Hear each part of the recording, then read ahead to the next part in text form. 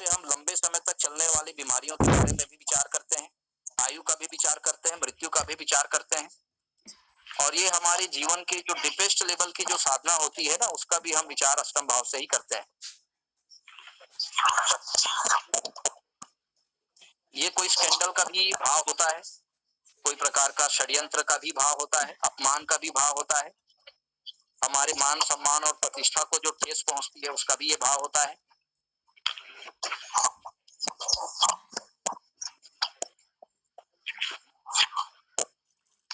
ले जाना बेटा। तो आज हम अष्टम भाव के बारे में ही हम विचार करेंगे। अष्टम भाव का जो स्वामी होता है उसको हम अष्टमेश के नाम से जानते हैं, और ये जो अष्टमेश है आज हम उसी के बारे में ही आज चर्चा करेंगे कि अष्टमेश का विभिन्न भावों में बैठने से उसकी क्या क्या विशेषता होती है, क्या क्या कैसे हम उसका प्रेडिक्शन करते हैं और उसका क्या क्या प्रभाव पड़ता है जातक में। तो चलिए और भी हम समय ज्यादा जाया ना करते हुए सीधा टॉपिक पे आते हैं। आप सभी ने बना लिया होगा मेष लगन की कुंडली, और मेष लगन की कुंडली में अष्टम भाव का स्वामी कौन होगा बताएंगे आप सब? मंगल।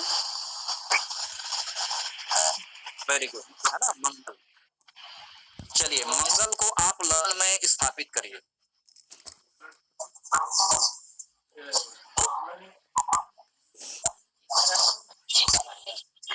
लगन में बैठा लिए मंगल को। अब यहाँ पर हम जो विचारणीय पक्ष है, क्या क्या हम विचारणीय पक्ष रख सकते हैं। वो जब भी अष्टम भाव का कोई स्वामी अगर लगन में बैठता है, क्योंकि ये मेष लगन है और अष्टम भाव का स्वामी भी मंगल ही है, क्योंकि ये अष्टम भाव का स्वामी है, अगर ये लगन में बैठ जाए तो लगन में कुछ कमी करता है, ज्यादा कमी नहीं करेगा, क्योंकि ये लग्नेश है और लग्नेश सदा पवित्र होता है, और लग्नेश जो है हमेशा शुभ फल ही प्रदान करता है। लग्नेश लगन में बैठकर ऐसे जातक को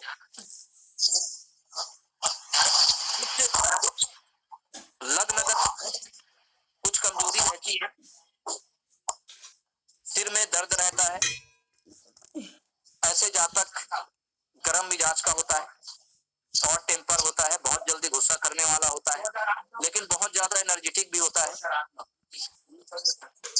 ये बहुत मेहनती होते हैं, इसमें लीडिंग क्वालिटी देखी जाती है, और ये लीडरशिप होते हैं।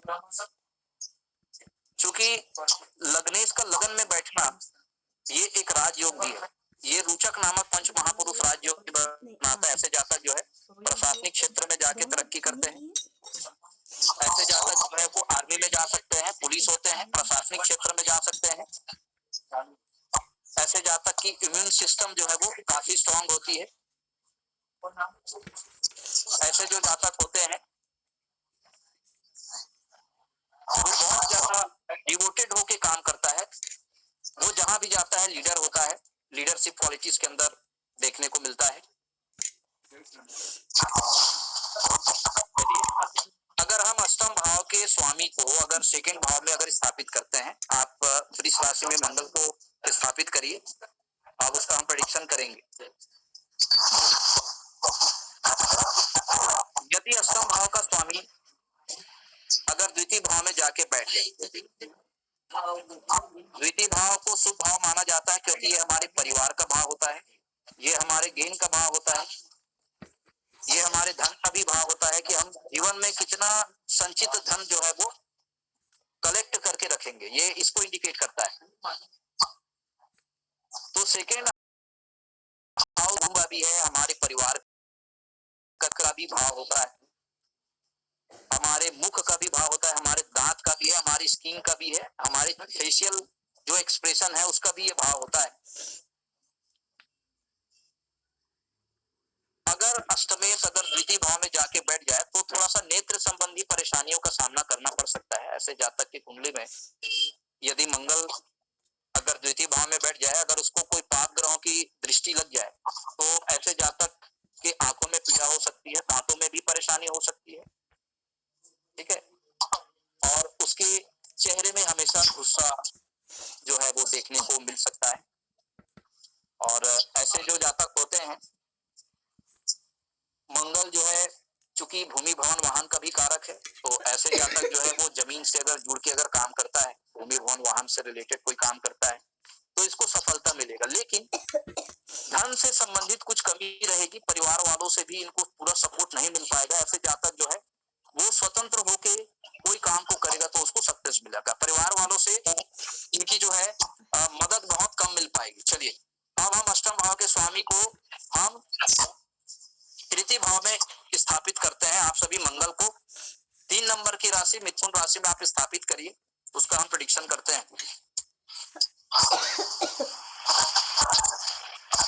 जब अष्टम भाव का स्वामी यदि हमारे पराक्रम भाव में बैठ जाए तो ये अष्टम से अष्टम है, ऐसे जातक की आयु में वृद्धि हो जाती है, ऐसे जातक का स्वास्थ्य अच्छा रहता है, छोटे भाई का पूरा सहयोग प्राप्त होता है। ऐसे जो जातक होते हैं इनके जीवन में बहुत इनको पराक्रम करने पड़ते हैं और पराक्रम से इनको सफलता प्राप्त होता है। बहुत मेरे पड़ोसी वाले इनके मददगार होते हैं, वो अपने मेहनत के दम पर, अपने पराक्रम के दम पर ये अपने जीवन में स्टेबिलिटी जो है वो प्राप्त करते हैं। छोटी छोटी यात्रा करने से इनको फायदा होता है, छोटी छोटी यात्रा से धन लाभ भी होता है। चलिए अब आप अष्टम भाव के स्वामी को आप चतुर्थ भाव में स्थापित करिए। जब अष्टम भाव के स्वामी को हम चतुर्थ भाव में स्थापित करते हैं, ये चंद्रमा की कर्क राशि होती है और मंगल कर्क राशि में नीच के हो जाते हैं। अब यहाँ पर नीच के होने की वजह से, क्योंकि मंगल लग्नेश भी है इस कुंडली में, और नीच के होने के कारण यहाँ पर मंगल की जो एनर्जी है आपको कम मिल पाएगी। माता से सहयोग जितना मिलना चाहिए वो नहीं मिल पाएगा। भूमि भवन वाहन से हमेशा कुछ न कुछ समस्या लगी रहेगी जीवन में। मंगल की यह स्थिति आपको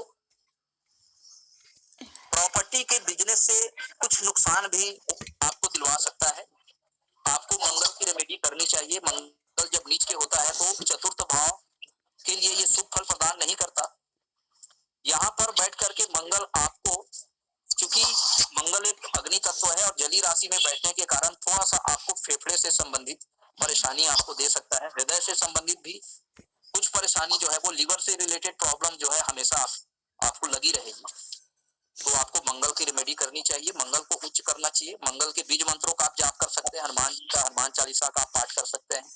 इससे आपका मंगल जो है वो स्ट्रांग होगा। क्योंकि चतुर्थ भाव में मंगल का बैठना एक मांगलिक योग भी बनाता है, तो उस मांगलिक योग के निराकरण के लिए आप मंगल की शांति आप करा सकते हैं। मंगल ऋण मोचन का आप पाठ कर सकते हैं। इससे मंगल की जो निगेटिविटी है वो दूर हो जाएगी और मंगल जो है वो पॉजिटिव हो जाएगा। चलिए अब आप मंगल को आप पंचम भाव में स्थापित करिए। अष्टम भाव का स्वामी यदि पंचम से संबंध बना ले, एक मिनट और मैं एक और विशेष चीज मैं बताना चाह रहा था। अगर अष्टम भाव का स्वामी चतुर्थ भाव में बैठ जाए तो ऐसे जातक को, और द्वितीय भाव के भी स्वामी अगर चतुर्थ भाव में बैठ जाए तो ऐसे जातक को गड़ा धन प्राप्त होने की भी संभावना बनता है। एक बार और मैं रिपीट करता हूं, अगर धन भाव का स्वामी शुक्र और अष्टम भाव का स्वामी मंगल यदि दोनों चतुर्थ भाव में बैठ जाए तो ये गड़ा धन पाने का, आकस्मिक धन लाभ का योग बनता है। अगर किसी जातक के कुंडली में इस तरह का योग अगर देखने को मिलता है तो उनसे जरूर आप पूछिएगा कि क्या वो इस तरह के खजाने के बारे में, क्या उनको कभी वो प्रयास किए थे क्या उस खजाने को प्राप्त करने के लिए। तो इस तरह का आप उनसे अगर पूछेंगे तो जरूर आपको उसके बारे में कुछ ना कुछ बताएगा। या ऐसे जो जातक होंगे वो बड़े धन को प्राप्त करने में अपना ज्यादा से ज्यादा समय और उसको प्राप्त करने में वो अपना धन और अपना पराक्रम जो है जरूर लगाएंगे। तो चलिए पंचम भाव में यदि अगर मंगल बैठ जाए तो हम उसको इस तरह से प्रेडिक्शन कर सकते हैं। पंचम भाव जो है हमारा वेद मंत्रों का भाव है, वेद शास्त्रों का, धर्म शास्त्रों का भाव है, और अष्टम भाव जो है हमारा ऑकल्ट साइंस का है, गुप्त विद्या का भी भाव है। तो ऐसे जो जातक जिसका अष्टम भाव का स्वामी अगर पंचम भाव में बैठ जाए तो ऐसा जो जातक होता है वो वेद शास्त्र में विशेष रुचि होती है। ऐसे जातक जो होते हैं वो शास्त्रों के अनुसार अगर काम करे तो निश्चित रूप से उसके जीवन में आने वाले सारे समस्या का समाधान होता है। ऐसे जातक जो है वो अवेद पाठी ब्राह्मण हो सकता है, वो निरंतर रूप से शास्त्रों का अध्ययन करने वाला हो सकता है, ज्योतिष में उसकी रुचि हो सकती है, धर्म शास्त्र में उसकी रुचि हो सकती है। चलिए अगर मंगल अष्टम भाव स्वामी यदि छठवें भाव में जाके बैठ जाए तो उसको कैसे हम फलित करेंगे। अब चूंकि छठवां जो भाव होता है उसमें मंगल ग्रह विशेष कारक हो जाते हैं। ऐसे जातक को कोर्ट कचहरी के मामले में विजय मिलता है। ऐसे जो जातक होते हैं उनकी गुप्त शत्रु जो है वो हार मान जाते हैं। ऐसे जातक की इम्यून सिस्टम बढ़ जाती है। ऐसे जातक जो है वो बहुत मेहनती होते हैं। ऐसे जातक जो होते हैं वो पराक्रमी होते हैं और ऐसे जातक को नौकरी की भी प्राप्ति होती है अपने पराक्रम से, अपने मेहनत से। अब हम मंगल को सप्तम भाव में स्थापित करते हैं। ये भी एक मांगलिक योग है और मांगलिक योग होने के कारण क्योंकि सप्तम भाव में मंगल एक पाप ग्रह होता है, क्रूर ग्रह होता है, जो सप्तम भाव में बैठ के विवाह से संबंधित कुछ उतार चढ़ाव पैदा कर सकता है। अगर मंगल की अगर हम नेगेटिविटी को दूर करना चाहे तो मंगल की नेगेटिविटी को दूर करने के लिए आप मंगल के बीज मंत्रों का जाप कर सकते हो। मंगल की आप हनुमान चालीसा का पाठ कर सकते हो। मंगल ऋण मोचन का पाठ कर सकते हो। तो उससे क्या है, मंगल की जो नेगेटिविटी है वो दूर हो सकती है। चलिए, अब मंगल स्वयं अगर अष्टम भाव में जाके बैठ जाए, खुद की राशि में, वृश्चिक राशि में यदि मंगल बैठ जाए तो खुद की राशि में बैठने के कारण ये एक विपरीत राजयोग है और विपरीत राजयोग का विचार हम इस तरह कर सकते हैं कि अष्टम भाव हमारे ऑकल्ट साइंस का है। ज्योतिष, ऐसे जातक की रुचि जो है वो गुण विद्या में हो सकती है, ज्योतिष में हो सकती है, कोई और रहस्यमयी विद्या का वो ज्ञाता हो सकता है, डीपेस्ट लेवल का साधना करने वाला होता है। उसका जीवन में साधना जो है बहुत ज्यादा अधिक होता है, भगवान का भक्त हो सकता है, बहुत ज्यादा पूजा पाठ करने वाला हो सकता है, बहुत व्रत उपवास करने वाला हो सकता है। अगर शनि की दृष्टि हो जाए तो यहाँ पर कोई लंबे समय तक चलने वाली कोई बीमारी दे सकता है, बवासीर की परेशानी यहाँ पर ये दे सकता है, क्योंकि मंगल और शनि की दृष्टि अष्टम भाव में होने से या दोनों ग्रह का संयुक्त प्रभाव होने से भी, या राहु बैठ जाए तो थोड़ा बवासीर का प्रॉब्लम यहाँ पर ये दे सकता है, या फिर और कोई लंबे समय तक चलने वाली जो बीमारी होती है उसका कारक मंगल होता है। इस तरह का यहाँ पर हम विचार कर सकते हैं।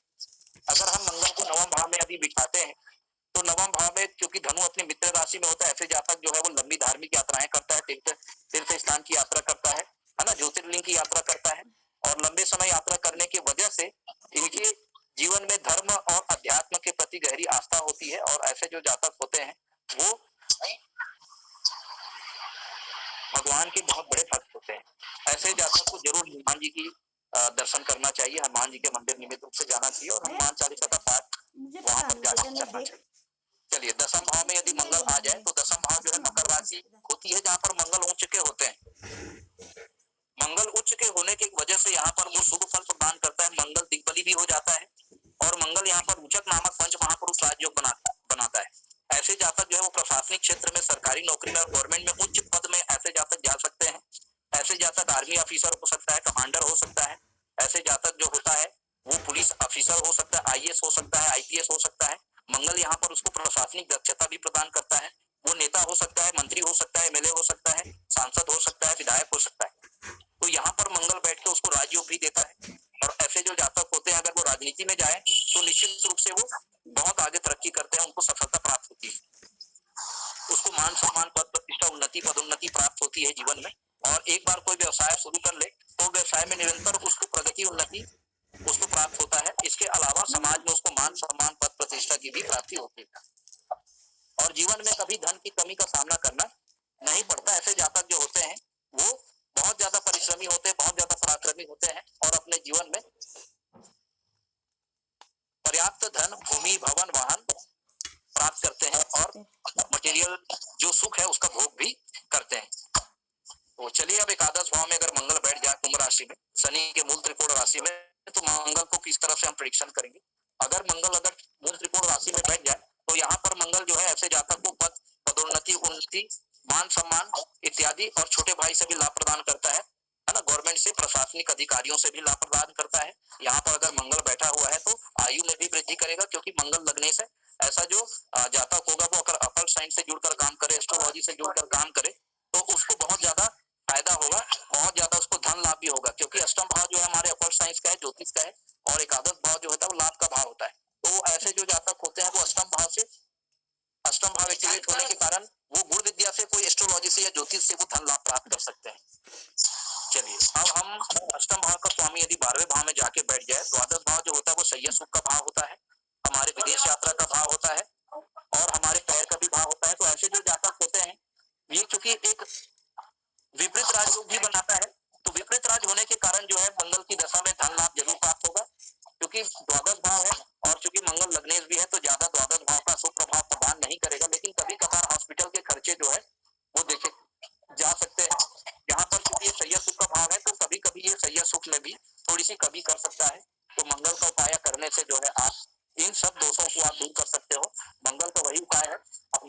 हनुमान जी का मंदिर जाइए, हनुमान चालीसा का पाठ करिए, मंगल विमोचन का पाठ करिए, मंगल के बीज मंत्रों का जाप करिए, तो इससे जो है आपका मंगल जो है वो स्ट्रांग होगा। तो इस तरह से आज का जो हमने जो क्लासेस जो बनाई है, अब मैंने लिखा था कि फ्रिक्शन ऑफ डेथ, मृत्यु का विश्लेषण हम कैसे करें। मैंने टॉपिक लिखा था, आप सभी ने पढ़ा होगा। तो ये जो जब भी हमें अष्टम भाव या अष्टम भाव से रिलेटेड कोई ग्रहों की अगर दशा लगी हो, सपोज मान लो अगर चलिए हम तो दूसरा लगन की कुंडली से विचार करते हैं। मान लो हमारे पास धनु लगन की कुंडली है, तो धनु लगन की कुंडली है तो अष्टमेश कौन हो जाएगा?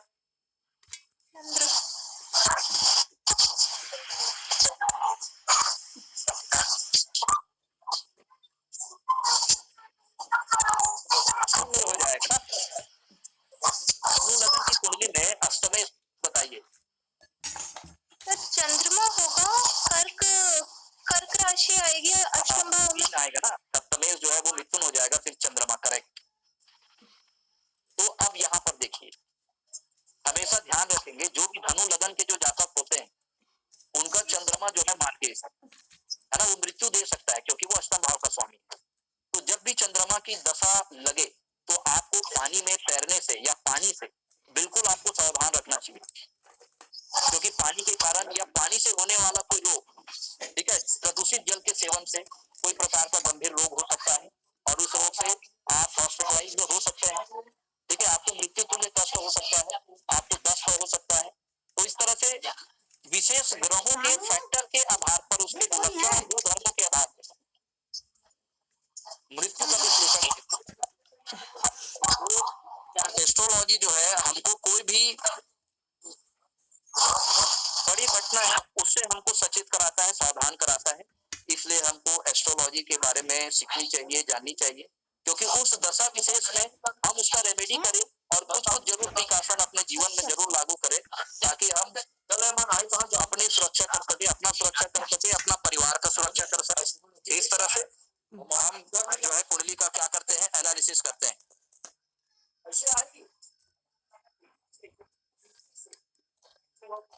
ठीक है, मैं उम्मीद कर